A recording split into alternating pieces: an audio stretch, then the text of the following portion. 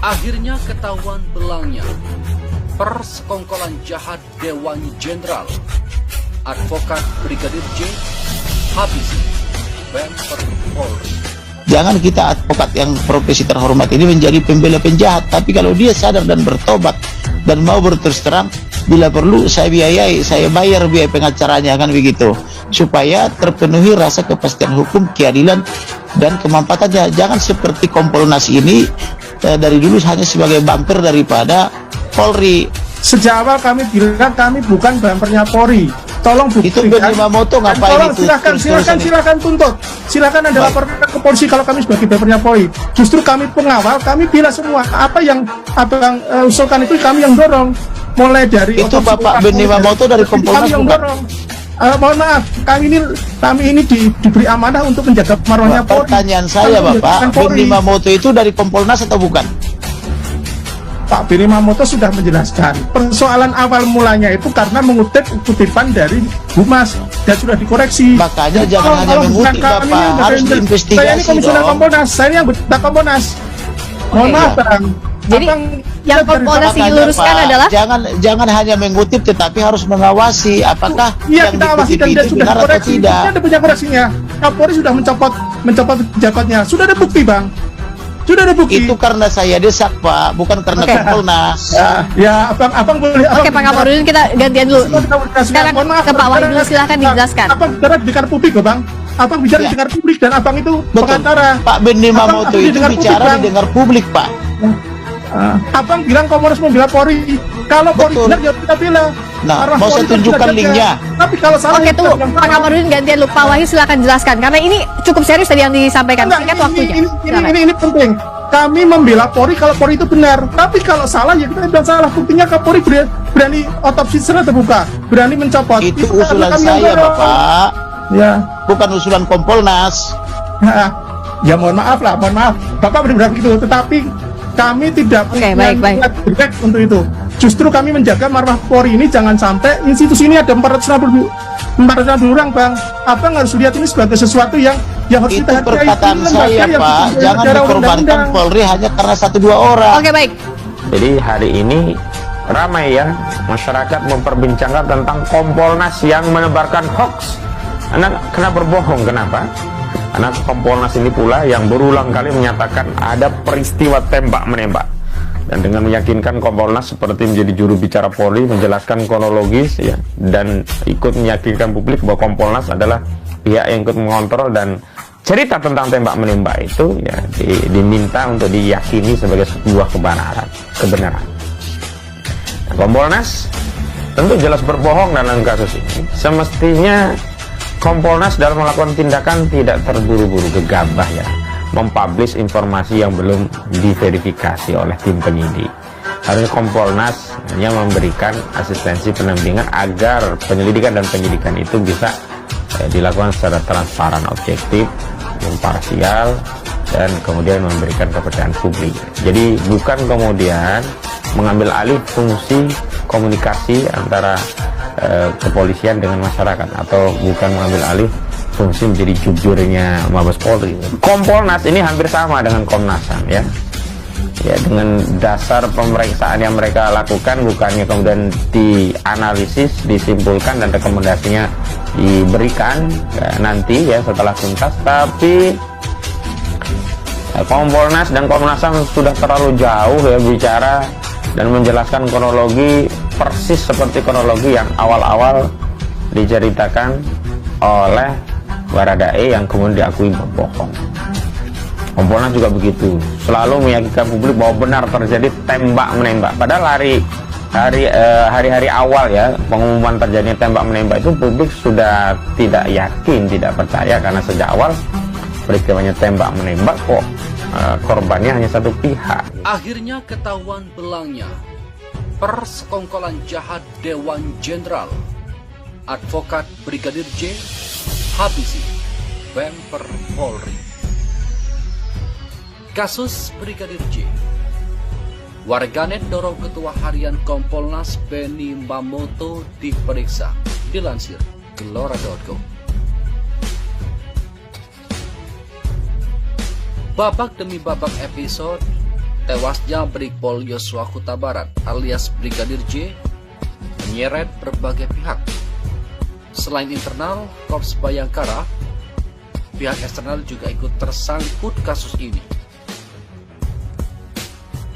Dari pihak eksternal, Ketua Harian Komisi Kepolisian Nasional atau Kompolnas Irjen Purnawirawan Benny Mamoto diduga merintangi proses penyidikan tewasnya Brigpol Yosua di rumah dinas mantan Kadif Propam Irjen Verdi Sambo di Kompleks Polri, Duren 3, Jakarta Selatan.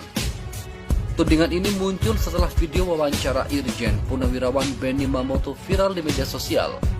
Saat itu Benny mengaku telah mendatangi langsung tempat kejadian perkara atau TKP dan menyatakan tidak ada kejanggalan sama sekali dalam kasus tewasnya Brigadir J. Saya turun langsung, melihat langsung bukti-bukti yang ada, termasuk foto-foto yang ada. Dalam wawancara tersebut, Benny menceritakan kronologi sebagaimana keterangan yang juga diberikan oleh Humas Polri bahwa peristiwa ini bermula Brigadir J melakukan pelecehan seksual terhadap istri Irjen Verdi Sambo, Putri Chandrawati, sehingga akhirnya terjadilah baku tembak antara Baradae dengan Brigadir J. Namun pernyataan Benny ini membuat dirinya dituding oleh netizen menjadi bagian dari pihak yang merintangi penyidikan, bahkan diduga ikut merusak barang bukti yang ada di TKP Kompleks Polri Duren 3, Jakarta Selatan. Dalam video ini jelas, Kompolnas dan Benny Mamoto terlibat dalam perusakan barang bukti dan operasi senyap Verdi Sambo. Brutal sekali dan memalukan. Kompolnas harus diborgol. Jelas dia menuduh pelecehan seksual yang tidak ada. Parah. Tidak hanya itu, salah satu pengguna Twitter bernama Haji Umar Hasibuan meminta agar Kapolri Jenderal Listio Sigit Prabowo turut memeriksa pensiunan Jenderal Bintang 2 Polri ini. Ayo Pak Listio Sigit, tolong periksa Bapak ini, karena sudah duluan memberikan keterangan sebelum ada keterangan resmi dari Mabes Polri. Viral video Kompolnas Benny Mamoto jelaskan kronologi Brigadir Yosua. Sesuai skenario, Kapolri diminta bertindak. Video penjelasan Ketua Harian Kompolnas Benny Mamoto sesuai skenario terkait pembunuhan Brigadir Yosua oleh Barada Eliezer atau Baradae kembali viral di media sosial Twitter. Seiringan dengan viralnya video ini, tagar Kompolnas menjadi trending di Twitter dan hingga Senin pagi, 8 Agustus sudah lebih 4.332 tweetan. Video ini berisi penjelasan Benny Mamoto yang sesuai dengan skenario. Karena itu, pengguna media sosial meminta perhatian Kapolri Jenderal Listio Sigit untuk memeriksa Benny Mamoto. Pengamat politik yang juga ahli tata negara, Refli Harun, ikut mengkritik pernyataan Benny Mamoto yang terkesan membela Polri dan membenarkan cerita tak masuk soal Brigadir Yosua ini. Terkesan di publik Benny Mamoto selalu terkesan membela korpsnya, tetapi persoalannya kan kita mencari kebenaran, bukan membenar-benarkan. Apalagi membenarkan hal yang tidak masuk akal cerita mengenai Brigadir J. Menanggapi viralnya video Benny Mamoto sejak Minggu hingga Senin, pegiat media sosial Umar Hasibuan juga meminta Kapolri Listio Sigit Prabowo agar memeriksa Benny Mamoto. Melalui akun Twitternya, Haji Umar Hasibuan @umarhasibuan77 mengatakan bahwa Benny Mamoto telah memberikan keterangan kronologi tewasnya Brigadir Yosua sesuai skenario. Ayo Pak Sigit, tolong periksa Bapak ini, karena sudah duluan memberikan keterangan sebelum ada keterangan resmi dari Mabes Polri. Dalam video yang viral dan beredar di media sosial Twitter, Benny Mamoto menjelaskan detail tembak-menembak antara Brigadir Yosua dengan Barada Eliezer, seperti cerita Barada Eliezer yang disebutkan sebagai skenario. Kebetulan, saya tadi turun langsung mendengar langsung dari tim penyidik di Polres Jakarta Selatan karena banyak silang pendapat di masyarakat. Benny menjelaskan bahwa kasus tewasnya Brigadir Yosua karena pelecehan seksual.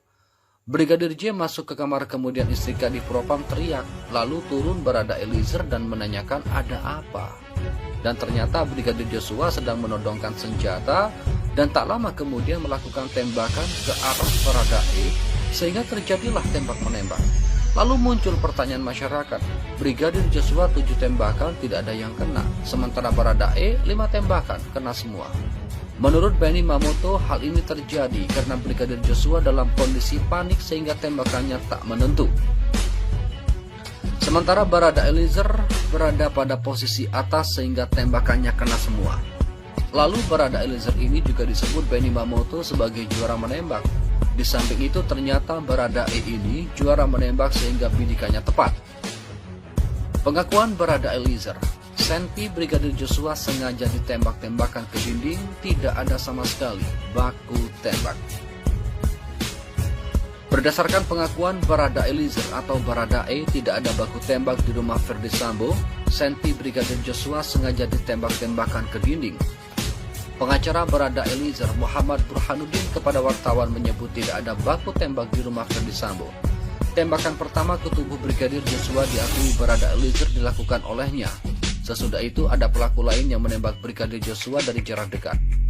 Nembak pertama Barada E, selanjutnya ada pelaku lain. Berdasarkan pengakuan Barada Eliezer, penembak Joshua lebih dari satu orang.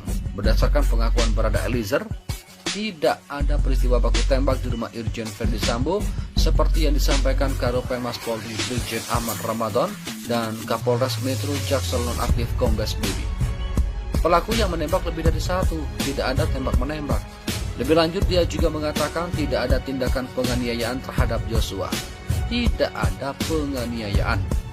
Berdasarkan pengakuan Barada Eliezer, senjata Brigadir Joshua sengaja ditembak ke arah dinding. Yaitu pun adapun proyektil atau apa yang di lokasi katanya alibi, jadi senjata almarhum yang tewas itu dipakai untuk tembak kiri kanan itu. Bukan saling baku tembak, menembak itu dinding arahnya itu. Dia menegaskan bahwa Barada Eliezer mendapatkan tekanan untuk menembak. Sementara petunjuknya sih dari atasan dia, saya nggak bisa sebut nama, dari BAP dan keterangan kepada kuasa hukum, dia mendapatkan tekanan, dapat perintah untuk menembak, itu saja. Atasannya kan kita sudah bisa reka-reka siapa atasannya. Atasan kedinasan yang di tempat lokasinya, bukan atasan di itunya, tapi atasan di tempat dia bertugas itu.